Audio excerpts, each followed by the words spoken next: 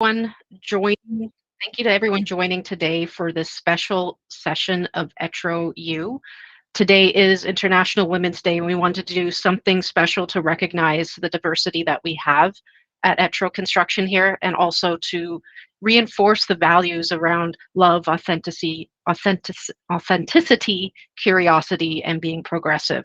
So equity, diversion, and inclusion is close to our hearts here, and Rika is a vice president of HR and DEI at Envol Strategies, who we've partnered with on a number of initiatives over the past few years, and we're really excited to have her give us kind of an introduction, high level of what equity, diversity, and inclusion is, and how we here at ETRO can be conscious of it and making sure that others feel included as well.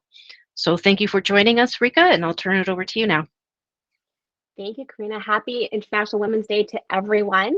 As Karina mentioned, my name is Rika Buse, and I'm the VP HR Diversity, Equity, Inclusion at Envol. Envol is a business solutions consultancy. We focus really on driving results through human-centered people practices. And today we're going to be discussing diversity, equity, and inclusion. Essentially, the goals for our conversation today will be really quantifying the importance of diversity, equity, and inclusion in our workplace, understanding your role in creating an equitable and inclusive environment, recognizing some unconscious biases and microaggressions in the workplace, and identifying and exploring strategies and tools for building an inclusive working environment at ETRO.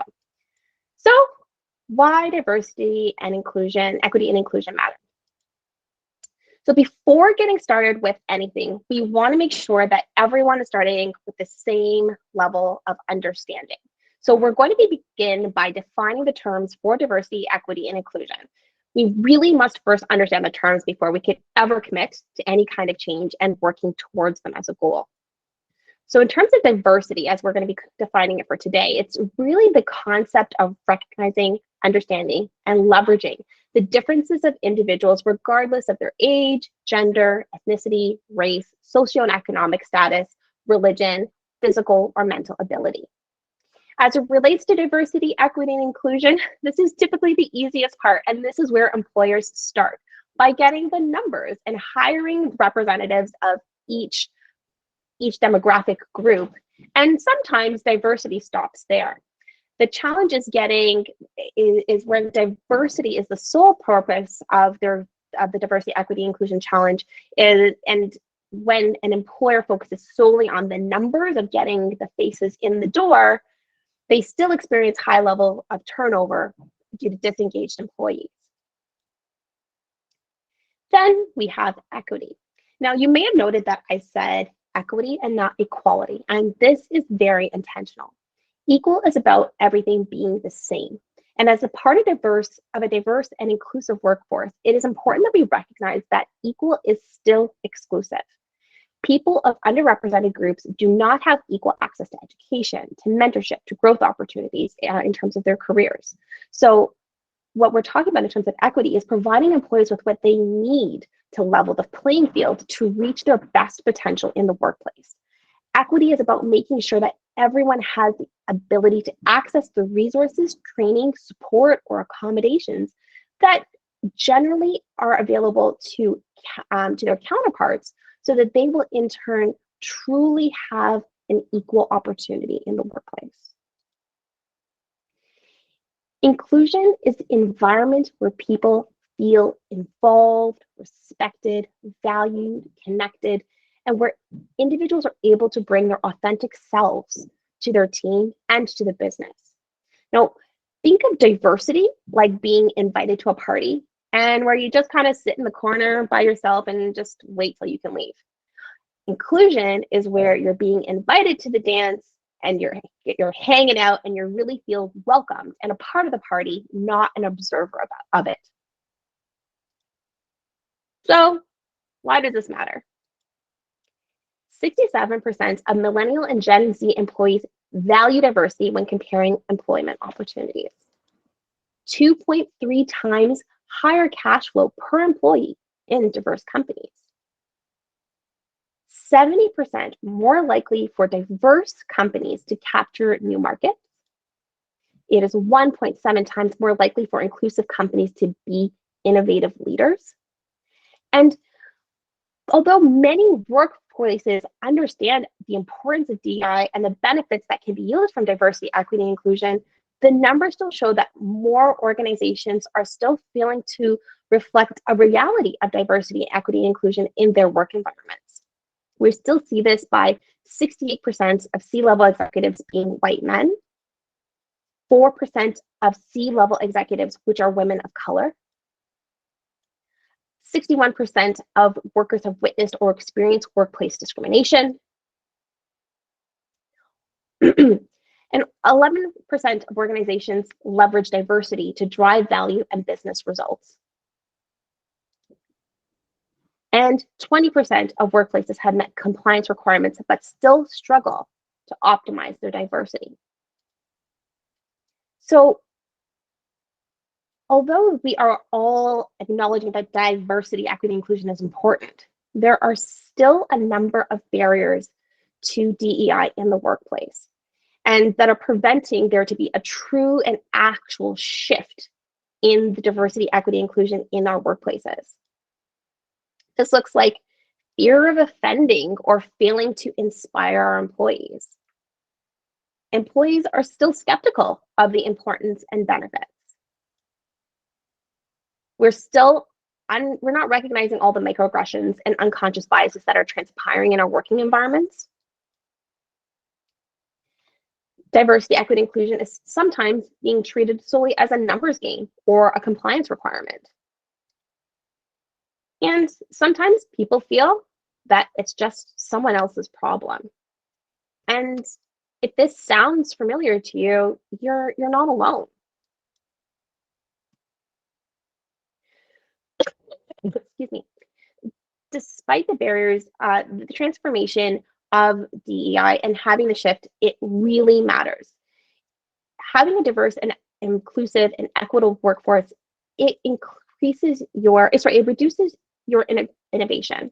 If you don't have one, it lowers productivity, it divides your company culture, it discourages engagement, it increases absenteeism, and it decreases collaboration. So it is a really important component of our business for us to shift to a more diverse, a more equitable, and a more inclusive working environment to ensure that these negative impacts are not acting as a detriment to our business. So your role in DEI success. So we've explored what DEI stands for and its importance. So let's shift gears into understanding how we can, as leaders, can build a diverse and equitable and diverse working environment. The first part of DEI success is educating ourselves in sessions like we're having today. So when we're thinking about continuous education, we really need to first garner support at all levels of our organization. And it's important that training is actively supported by all levels of our organization. Buy-in must not be bought solely at the lower levels with employees, but at the higher levels amongst management and executives as well. It's important that all levels of an organization are leading by example, such as using inclusive language, taking the training seriously, being monitored and checking in on a consistent manner on how we're doing and how we're feeling about our training. Having a growth mindset. So it's really important that as leaders or as individuals that we constantly have a growth mindset, in recognition that learning something new is scary because we can be afraid of making mistakes, or even worse, making a mistake in front of our peers or team members. The great thing about learning about diversity, equity, and inclusion is that everyone is learning. There is no one person on this earth that has the lived experience for all the intersections of underrepresented groups.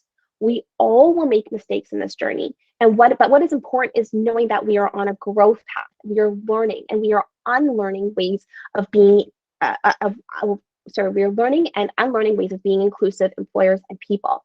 So showing a vulnerability is a strength. and not a weakness. And we want to lean into having this growth mindset. We are working towards this as a goal. We are not expecting perfection. So we want to make sure that we feel emboldened to have the psychological safety to make mistakes, to come forward so that team members can come forward with their needs, and we all can demonstrate a level of vulnerability and a growth mindset.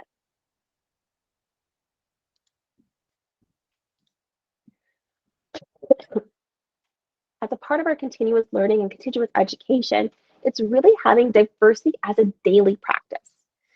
A lot of times when we talk about DEI, it's a one-stop shop training exercise. It looks like a session like this, and then we never talk about it again. And really, for you to have an effective DEI platform is for us to continue the conversation and have a series of dialogues, a series of training modules that can be rolled out over a continuous period of time. And this is a great way to get started. So don't get me wrong, but it can't be where it ends if we're truly to have a diverse and equitable and inclusive environment. An effective way to boost awareness and promote inclusion is making DEI a part of our everyday workplace work culture.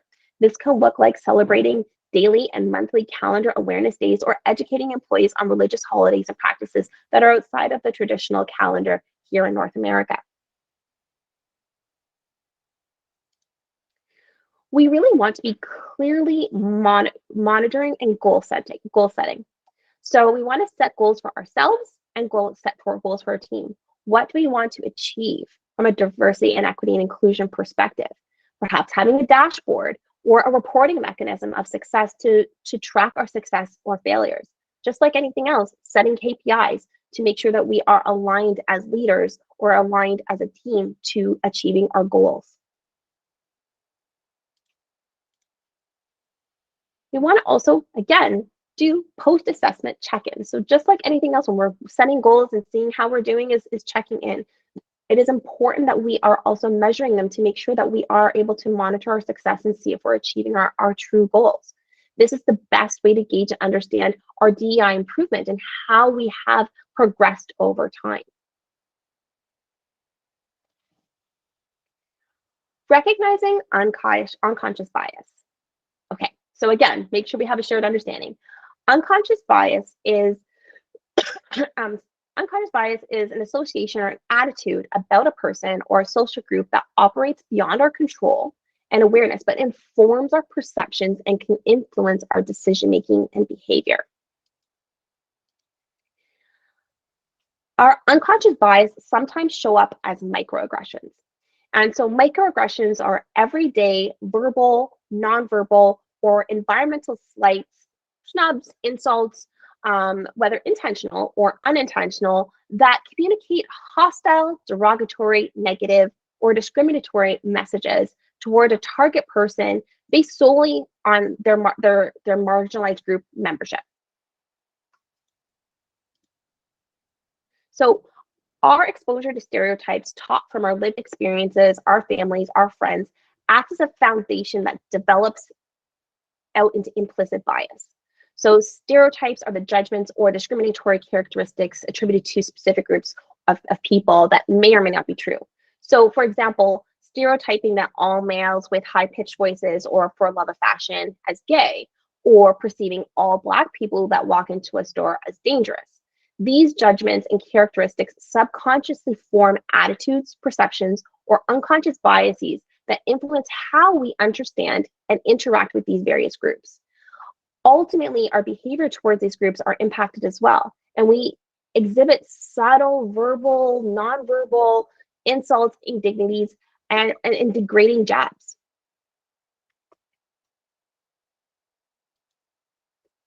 So how bias shows up in the workplace? It sometimes shows up like this. So I don't see race or color. Everyone is treated the same. Tone policing. I know you'd be very professional when you make the presentation. Or racial profiling. Our team has had Asian members. They're always so reliable and good at numbers. In unconscious bias, and as it shows up in the workplace, can sometimes seemingly be positive or well-intentioned, but really still has a negative impact on the person receiving or hearing the information. It could also look like this: denial. Conversations about racism and white privilege are perceived as divisive, or racism disguised as a compliment. Your English is so good. Where did you learn that? You're so articulate. Here is an example of numerous comments directed towards a Muslim woman that are considered microaggressions. Isn't it oppressive to wear that on your head? I'm not even going to try to pronounce your name. You're not like the other ones. Don't worry, you're just like us. No, where are you really from? I bet you had a hard time getting on planes. Again, all of these types of statements, some feeling like they are quite normalized, are really some of the microaggressions that make people feel like another. And as a part of a diverse and equitable working environment, it is really important that we are aware of these types of microaggressive statements that make people feel badly about who they are innately, their religion, their any kind of the marginalized group components that could make someone feel like an other at work.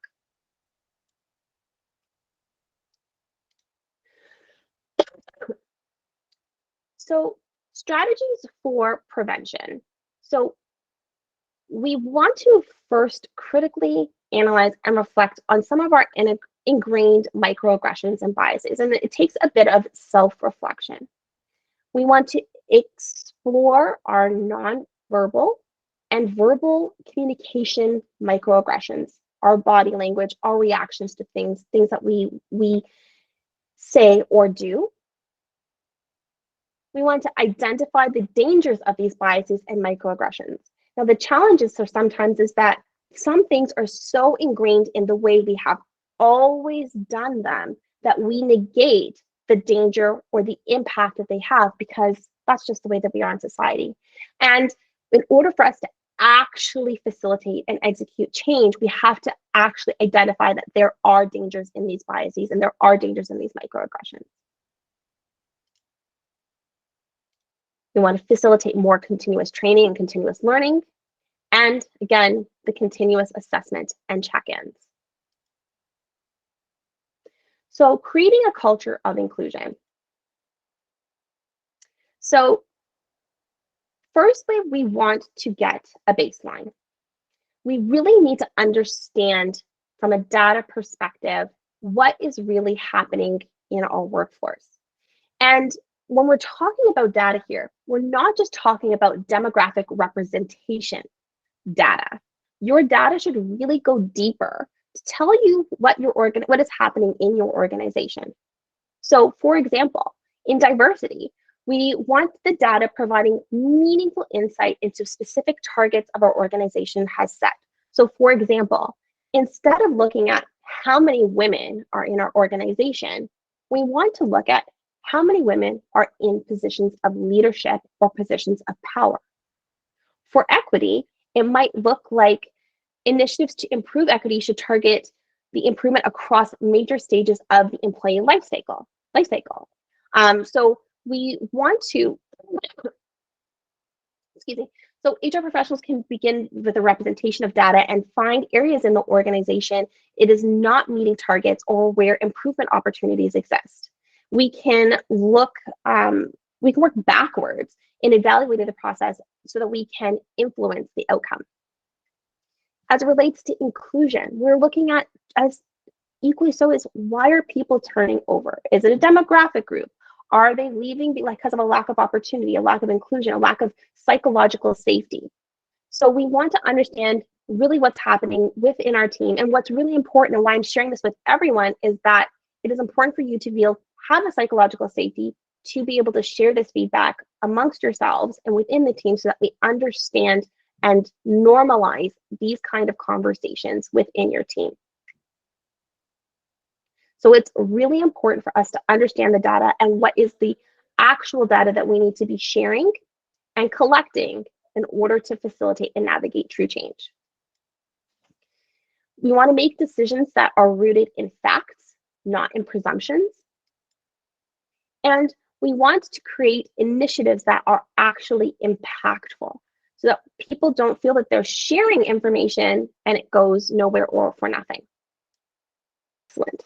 So we want to, when we're looking at thinking about implementing change, we want to again enhance on our data. So collecting with surveys, focus groups, evaluating the data, identifying opportunities for change, seeking feedback, and then implementing the change. And once we've gone through those cycles, we want to wash, rinse, repeat. We always want to be getting, it's iterative. Once we start with DEI, we're not just starting and stopping. So when we think about this, we talk about focus groups, which are a small group of team members, which are gathered to provide their opinion, views, DEI within the workplace. Discussions in focus groups are often done with a facilitator, internal or external, but really to make sure that, again, there's a psychologically safe space for people to share their feedback. Again, including more training and then facilitating that check-in, an open door policy to ensure that we are creating an inclusive working environment that is fostering the dialogue and the conversation further. So in terms of ensuring that conversations are inclusive, our condition one is that we have commitment from our team and from leadership that everyone is committed. So this is essential. In order for us to really facilitate and navigate an inclusive conversation, everyone has to be committed to the process. Otherwise, all the conversation is going to be falling on deaf ears, which is not what we want to have happen. We again need to have a psychologically safe environment. Now, if we're not comfortable or aware of this term, psychologically safe means that everyone feels safe in their mentality, that they can be their true and authentic self, that they are able to share without fear of repercussions and without any discomfort. Everything is safe for them to be presented because they know that this is with the intention of learning, growing, and moving forward and not a punitive activity. We're able to address fear and our fragility. We have to be able to exhibit grace and forgiveness. We need to understand that we are, again, all learning. No one is above it all. No one knows it all. No one has every intersectionality. We are all learning in this together and exhibiting grace for those who are at the beginning of their journey. And we have to recognize, like anything else, the DEI journey, we are all at different stages of understanding of growth. And so we need to exhibit some grace and forgiveness for those who are willing and wanting, but who are at the beginning of their journey. And then celebrating belonging and diversity. Lastly, we want to become an ally. Now, what is allyship? Allyship is a long-term process of building relationships based on trust and accountability with marginalized individuals and groups. Why do we need, how do you become an ally? Why do we need allies? Well, we need allies because we need people who are in positions of power to support and put forward the cause. They are the ones that will allow the movement to move forward. And how do you become an ally? You use your voice and your privilege to amplify others. Questions?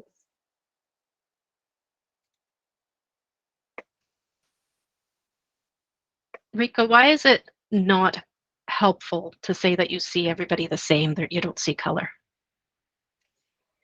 By saying that you don't see color is really ignoring that there is a difference between our lived experiences. And that by not seeing color, that we also then don't see the barriers that prevent people of color, women of color, people of marginalized groups. We don't see the barriers that exist, and that if we don't see color, then we are all equal. And the reality is, right now, there are systemic barriers to advancement for all marginalized groups in varying ways. Great question, Karina. Any other questions?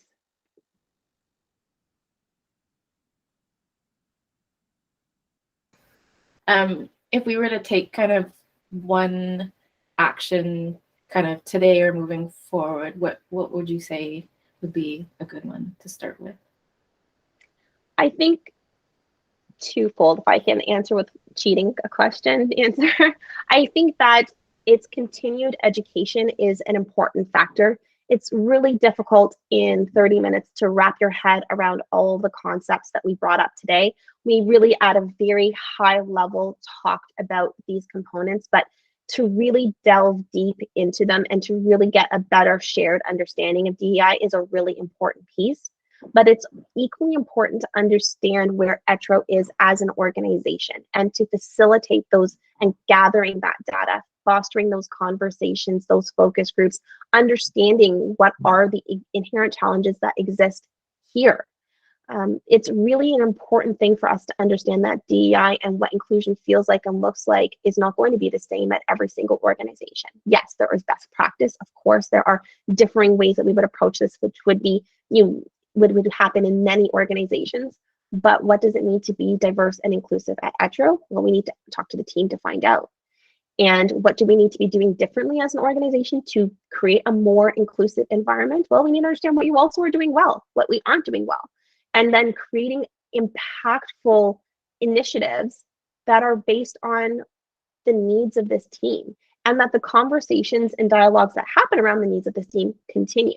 Because 2 years from now, I am certain ETRO is going to be a different company. You will be larger. You will have different team members and thus different needs. So it's important that we don't think of DEI and the equity and the inclusion components as things that are static. And once we have identified what works now, that's what's going to always work. Where it's a continuous education, continuous learning, and continuous platform that we are utilizing to facilitate change.